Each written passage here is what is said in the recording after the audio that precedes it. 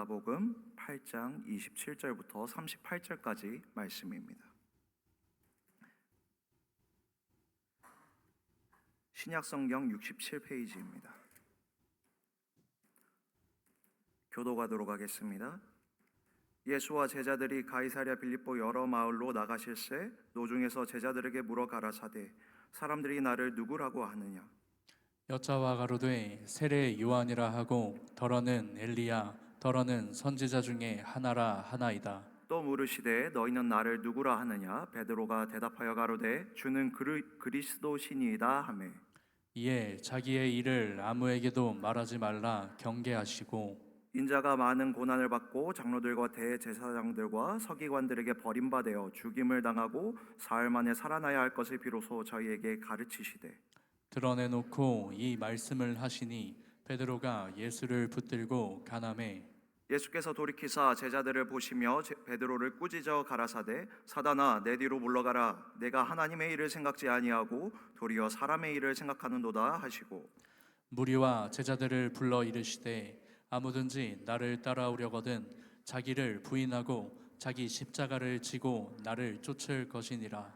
누구든지 제 목숨을 구원코자 하면 잃을 것이요 누구든지 나와 복음을 위하여 제 목숨을 잃으면 구원하리라.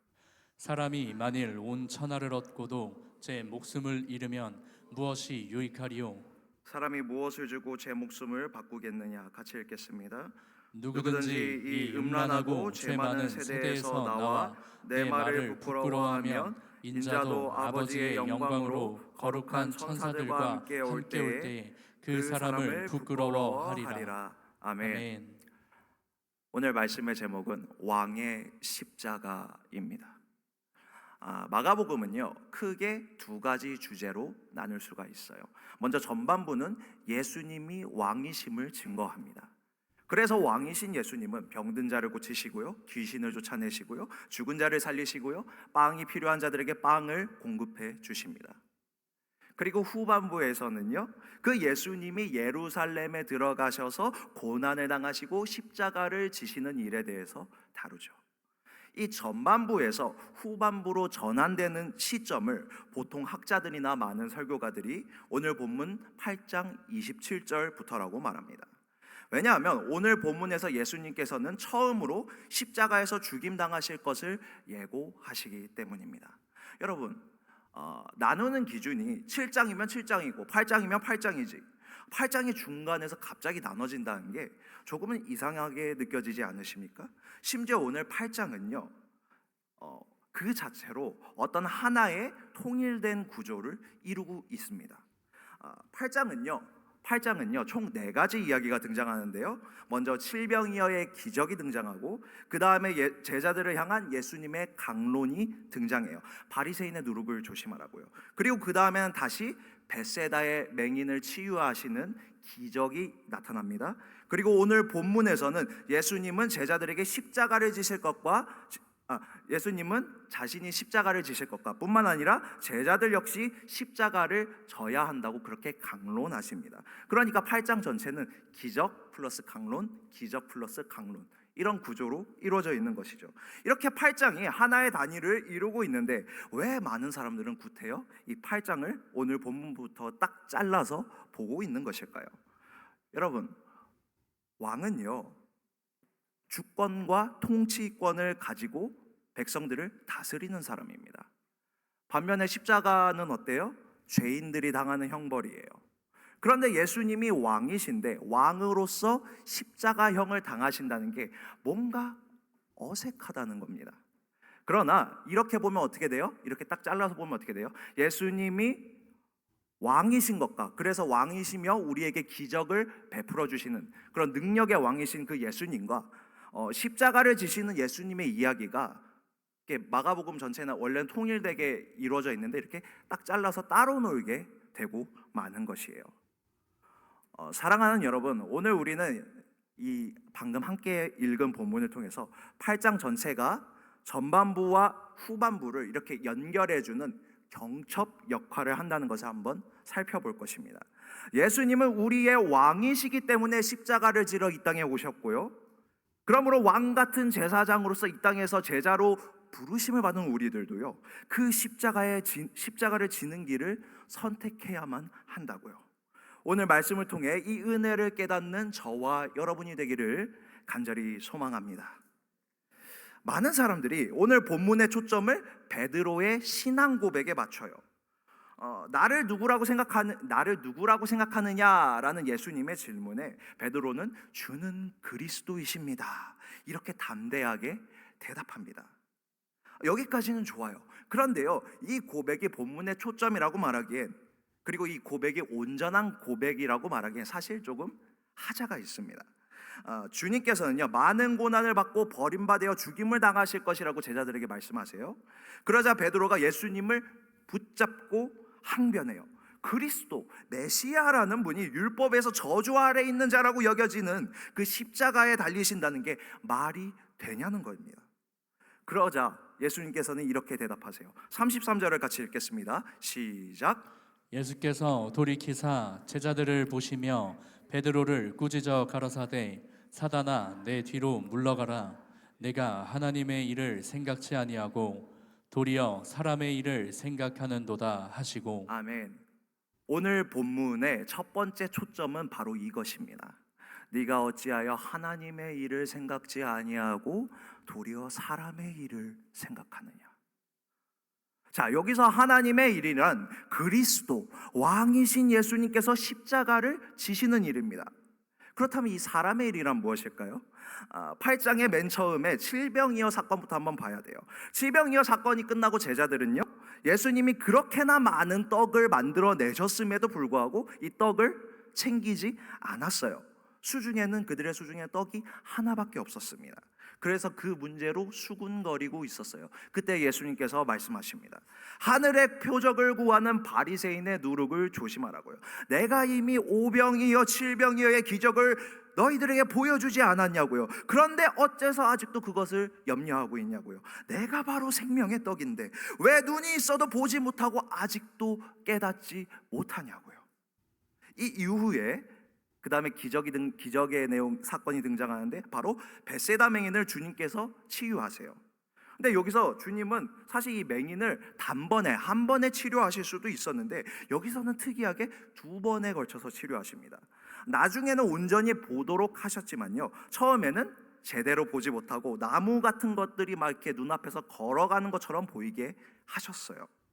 지금 이게 무엇을 뜻하냐 하면은 오늘 베드로를 포함한 제자들이 예수님을 바라보는 믿음이 이처럼 온전하지 못했다는 것을 지금 예수님께서는 보여주고 계신 것입니다. 지금 베드로는요, 주님을 그리스도다, 메시아다라고 부르기는 했어요. 그런데 그 메시아란 무슨 뜻이었냐 하면 로마 제국에 지배당하고 있는 이스라엘을 구원하실 정치적이고 군사적인 메시아를 바라보고 있었던 것입니다. 이렇게 주어진 현실을 변화시켜줄 왕으로 주님을 베드로는 바라봤어요. 주님이 하시고자 하는 그 하나님의 일을 베드로는 받아들일 수가 없었던 것입니다. 사랑하는 여러분, 우리 예수님은요, 능력의 왕이십니다. 위로자이십니다. 치료자이십니다. 우리 문제의 해결자이십니다. 그런데요, 우리가 주목해야 할 것은 이게 최종 종착지가 아니라는 거예요. 이것들은 주님이 이 땅에 왕으로서 오셔서 최종적인 목적지인 십자가로 가시기 위해서 그 가는 길 동안 보여주신 현상에 불과한 것입니다. 오늘날 많은 사람들이 예수님을 이 능력의 왕으로만 여기고요, 때로는 혁명자로 여기고요, 때로는 비폭력적인 사랑을 전파하시는 어떤 선생님으로 여깁니다. 그러나 이렇게 주어진 현실을 해결해 주시는 분만으로만 여기면요, 만약에 주님이 위대한 계획에 따라 때로는 우리 기도를 더디게 응답해 주실 수도 있잖아요. 그러면 우리는 어떻게 해요? 불안해서 못 견딜 겁니다. 왜냐? 우리는 현실을 해결해 주는 왕으로서만 주님을 섬기고 있게 되는 것이기 때문입니다. 만약에 무당이 지금 당장 내 미래를 더 잘 알려주고 더 잘 대비할 수 있게 말해준다면 그 무당을 따를 수도 있는 거고요. 그 사람은 우리 물질적인 문제를 해결해 주는 사람이 있다면 그 사람이 나를 따르라고 하면 다 버려두고 그 사람을 따를 수도 있게 되는 거예요. 그러나 우리 주님이 왕으로서 십자가를 지시는 이유가 무엇입니까? 마태복음 20장 28절 같이 읽겠습니다. 시작. 인자가 온 것은 섬김을 받으려 함이 아니라 도리어 섬기려 하고 자기 목숨을 많은 사람의 대속물로 주려 함이니라. 아멘. 아멘. 우리 주님은 근본적인 죄의 문제, 우리 영혼의 문제를 해결하시기 위해 이 땅에 대속물로서 오신 것입니다. 사랑하는 여러분, 우리 주님의 복음은요, 그저 말랑말랑하게 우리를 잘되게 해주시는 것으로 끝나지 않아요. 당연히 잘되게 해주시죠. 그런데 그걸로 끝나지 않는다고요. 수치를 당하시고 피를 흘리심으로 말미암아 우리의 운명을 바꿔주신다는 것입니다. 주님을 단지 문제 해결자로만 국한시키게 되면 주님이 당장 해결해 주시냐 그렇지 않느냐에 따라서 내 믿음과 내 평안과 내 삶의 어떤 의미들이 왔다 갔다 할 수가 있는 거예요. 그러나 주님을 십자가의 주님으로 바라본다면요, 여러분의 가장 근본적인 영혼의 문제는 이미 주님 안에서 다 해결되어 있다는 것입니다. 이 믿음이 있으면 우리는요, 주어진 현실이 어떠하다 할지라도 우리는 자유함을 누릴 수가 있어요.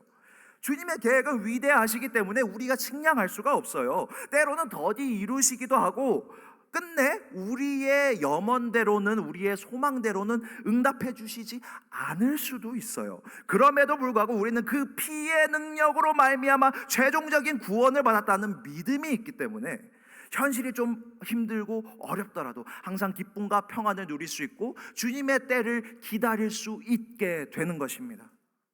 그러므로 사랑하는 여러분, 여러분은 십자가의 예수님을 바라보시기 바랍니다. 그로 말미암아 주 안에서 참된 소망과 기쁨과 평안을 누리시길 바랍니다. 그 십자가의 예수님께서 여러분의 주어진 현실도 당신의 때에 가장 선하신 방법대로 인도해 나가실 줄 믿습니다. 자, 이제 두 번째, 우리 주님은요, 우리를 뭘로 부르셨냐 하냐면 제자로 부르셨어요. 이 제자란 어떤 것이냐면 그분은 왕이셨잖아요. 그렇죠? 그렇다면 우리를 역시 또한 왕 같은 제사장으로서 이 땅에서 부르셨습니다. 그리고 이 왕 같은 제사장으로 부르셨다는 건 우리 역시 그분처럼 십자가의 길을 걸어가야만 한다는 것을 의미합니다. 본문 34절을 같이 읽겠습니다. 시작. 무리와 제자들을 불러 이르시되 아무든지 나를 따라오려거든 자기를 부인하고 자기 십자가를 지고 나를 쫓을 것이니라. 아멘. 아멘. 우리는 흔히 십자가를 지는 길을 희생과 헌신의 길로 생각하고 있어요. 그것도 맞습니다. 근데 이 희생과 헌신이란 건 뭐예요? 우리는 이걸 자기의 삶을 조금은 포기하고 사람들에게 친절하라, 모든 피조물들을 사랑하라, 긍정적으로 생각하라, 딱 이 정도로만 생각하는 경우가 우리 솔직히 많아요. 그런데 이 희생이랑 헌신이란 개념은 아직 주도권이 우리에게 있다는 말이에요. 우리 삶에 주어진 게 나의 것이라고 생각하고 있기 때문에 내가 주님을 사랑하니까 이 정도는 주님을 위해서 내가 좀 내 거를 좀 포기할 수 있습니다. 이렇게 생각하는 겁니다. 그러나 사랑하는 여러분, 오늘 우리 주님께서는요, 십자가의 길은 뭐라고 하시냐면 자기를 부인하는 길이라고 못 받고 계십니다. 자기를 부인한다는 건 어떤 금욕주의나 자기 훈련이나 희생과 헌신 이 정도에 그치는 게 아니에요.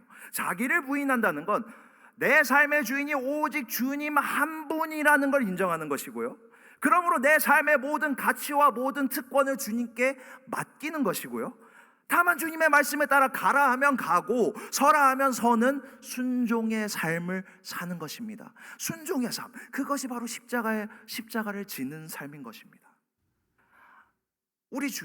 심지어 우리 주님께서도 이 순종의 길을 먼저 걸으셨어요.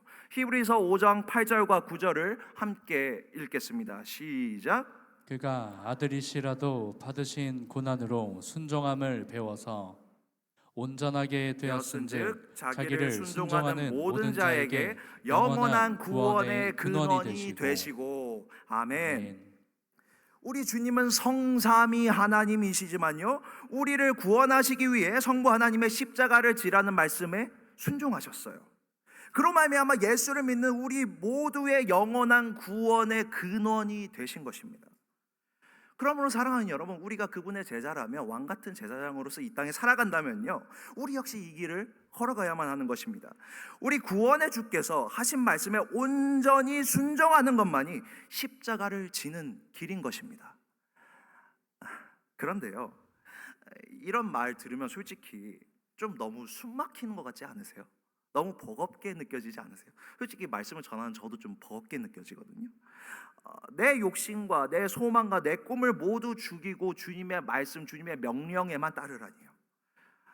그러나 이 길은요, 홀로 개척하는, 맨 땅에 헤딩하는 일이 결코 아닙니다.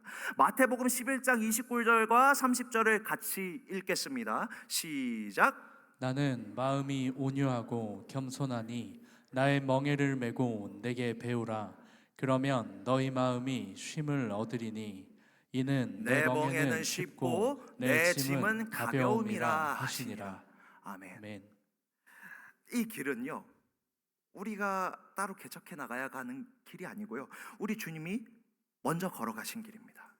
우리는 주님을 믿는 사람으로서 주님이 먼저 가신 그 길을 따라가기만 하면 되는 거예요. 그러면 주님이 어떻게 해주신다고요? 우리 마음에 쉼을 얻게 해주신다고요. 주님 안에서 이 멍에는 쉽고 가볍습니다. 왜냐? 빌립보서 1장 6절, 우리 속에 착한 일을 시작하시니가 그리스도 예수의 날까지 이 일을 반드시 이루어 나가실 것이기 때문입니다. 그러므로 사랑하는 여러분, 주님 안에서 순종함으로 말미암아 십자가의 길을 따르는 왕 같은 제사장의 사명을 감당하는 저와 여러분이 되기를 간절히 소망합니다. 우리의 순종의 삶을 통해 우리 주님께서는요, 우리에게 행하신 것처럼 놀라운 구원의 역사를 우리의 삶을 통해 이뤄 가실 줄 믿습니다. 자, 두 번째로 십자가의 길을 따르는 것에 대해 한 번 더 생각해 볼 거는요, 이 길은 탄탄대로가 아니라 세상에서 거리끼게 여겨지고 미련하게 여겨지는 길이라는 것입니다. 사실 세상이 말하는 왕의 길은요, 자기 통치권을 앞에서 말씀드렸듯이 적극적으로 행사하는 길이에요. 백성의 땀을 마셔서 자기의 권력을 채우는 길이고요, 백성의 눈물을 마셔서 자신의 기쁨을 얻는 길이고요, 백성의 피를 마셔서 자기의 영토를 확장하는 길입니다.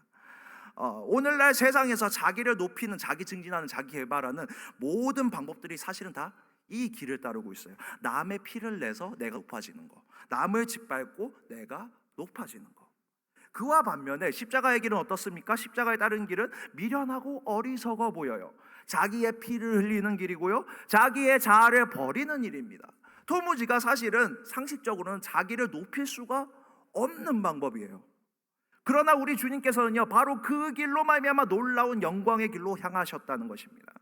고린도전서 1장 24절과 25절을 같이 읽겠습니다. 시작.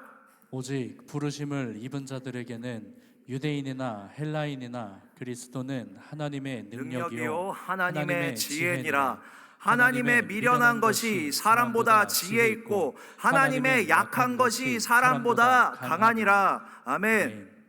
우리 주님은 자신의 피를 흘리고 자기 목숨을 버리는 것으로 우리의 죄의 문제를 해결해 주셨고요, 우리 영혼을 구원해 주셨어요. 이것이 바로 복음의 역설이고 십자가의 능력인 것입니다. 그렇다면 우리는 이 십자가의 길을 따름으로 말미암아 주님의 승리의 길을 우리 역시 따라 걸을 수가 있게 되는 것입니다. 세상이 끊임없이 자기를 높이라는 유혹, 그런 유혹에서부터 우리가 벗어나서 주님께 한 걸음 더 가까이 나가는 길이 바로 이 십자가의 길인 것입니다. 세상의 길은 자아실현과 자기 성취를 추구하면서 남의 것을 빼앗는 길이에요. 그러나 십자가의 길은요, 자기 부인으로 말미암아 우리가 죽어가는 영혼에게 내 곁과 내 품을 내어주는 길이고요, 그렇게 해서 그들을 사랑함으로 그들에게 복음을 전하는 일이고요, 주님께서 우리에게 거저 주신 은혜를 또한 그들에게 거저 전하는 일입니다. 이 길은 우리의 영혼을 오히려 정화시키는 길이에요. 세상에서 끊임없이 우리의 욕망을 부추기고 우리 죄성을 부추기고 있지만 오히려 이 일로 말미암아 우리는 목숨을 구하는 거예요. 왜 그러냐 하면 우리는 그 죄성에서부터 벗어나서 자꾸 십자가의 길을 따름으로 말미암아 하나님께로 점점 한 걸음 한 걸음 가까이 나아가게 되기 때문입니다. 이로 말미암아 우리는요 자신의 생명을 줌으로써 모든 생명을 살리는 그 주님의 길을 따르게 되는 것이고요, 주님의 나라를 확장하는 승리의 길을 우리가 걷게 되는 것입니다. 그러므로 사랑하는 여러분, 이 십자가를 버겁게 여기지 마시고 기쁨으로 지는 저와 여러분이 되기를 간절히 소망합니다. 오늘 말씀을 맺겠습니다. 오늘 우리는 우리의 왕이신 예수님이 십자가의 길을 걸으신 것에 대해서 함께 나눠봤습니다. 우리는 우리의 주님을 단지 주어진 현실을 고쳐주시는 분으로만 제한하지 말고 우리의 운명을 바꾸신 최후 승리를 선포하신 주님으로서 받아들여야 할 것입니다. 이 믿음이 우리 인생의 평안과 자유함을 가져다 줄 믿습니다.